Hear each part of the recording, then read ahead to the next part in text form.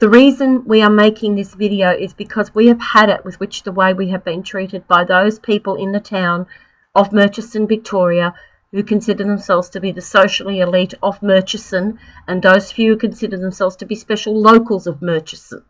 Now, I must say this is not indicative of all the people, just those few who are making our lives miserable and have gotten to the point of us, we don't dare leave the house unless absolutely necessary for the treatment we get when we do.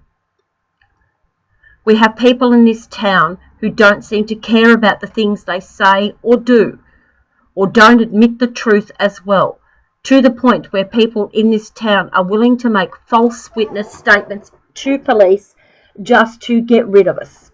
And it has gotten to the point where we feel we are no longer welcome in the town as we speak our minds when it is appropriate. And it's apparent that in this town, you don't stand up for yourself.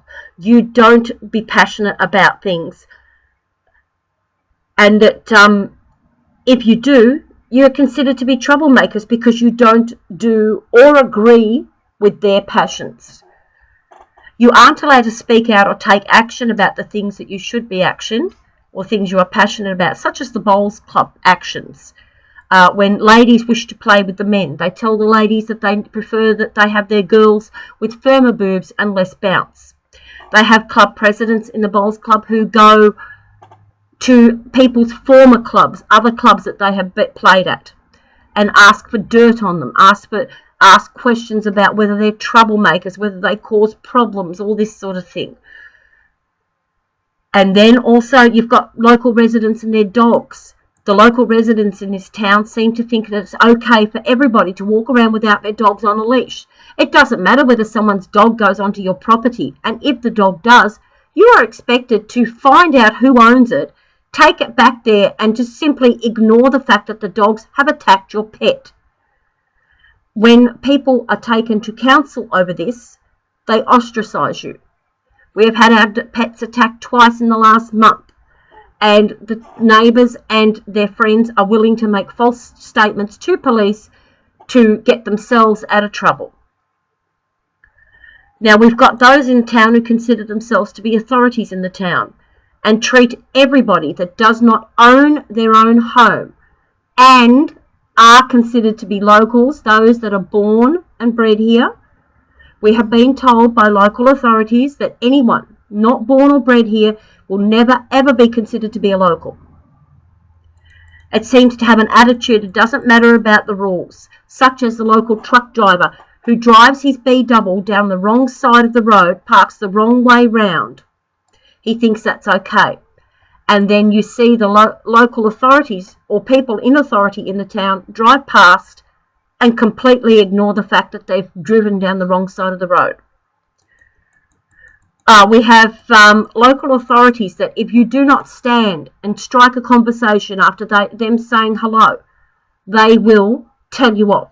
You will be in trouble. We also,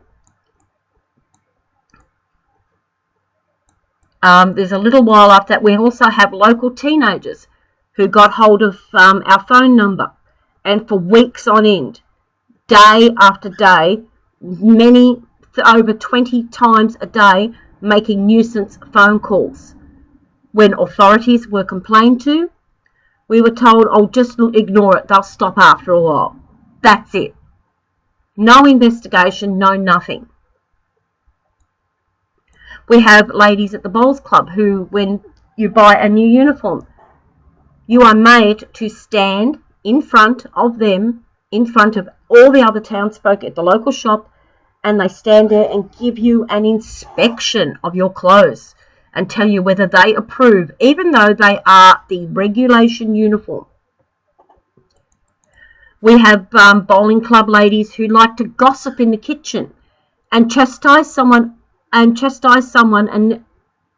for not wearing the size shirt that they would prefer you wear.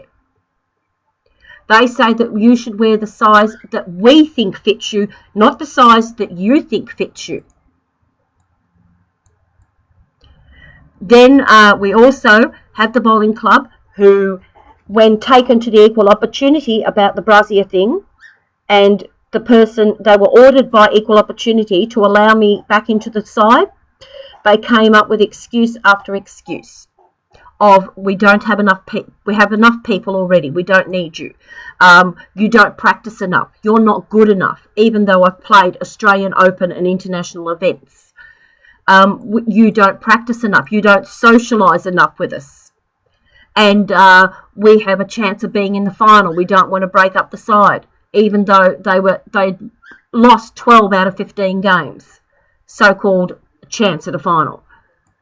And also when I offered to make a raffle item for them, they complained because it wasn't ready when they wanted it ready. I was also given some second-hand shoes, which was very generous, but got told that I must wear them when they say I can wear them. We also have local authorities who tell people that unless you're born here or bred here, you will never ever be considered to be a local. And if you were born here or you married someone from here, you aren't considered to be local if you don't own your own home as well. So even if you own your own home but you weren't born here, you are not considered to be local, and that comes from the authorities in the town. We also have residents in the town who complain to council because you don't take your bins in as soon as they're empty. You have residents in the town who prefer to cut their grass every week. If you don't do that, you are ostracised, or they will come along and cut it whether you like it or not.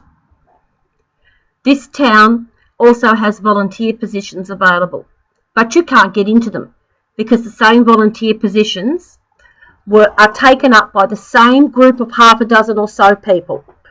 And they have commandeered every single volunteer position in the town. You can't volunteer at the op shop. You can't volunteer at the nursing home. You can't volunteer at the local historical society. You can't do any of that because it's taken up by the same group of people.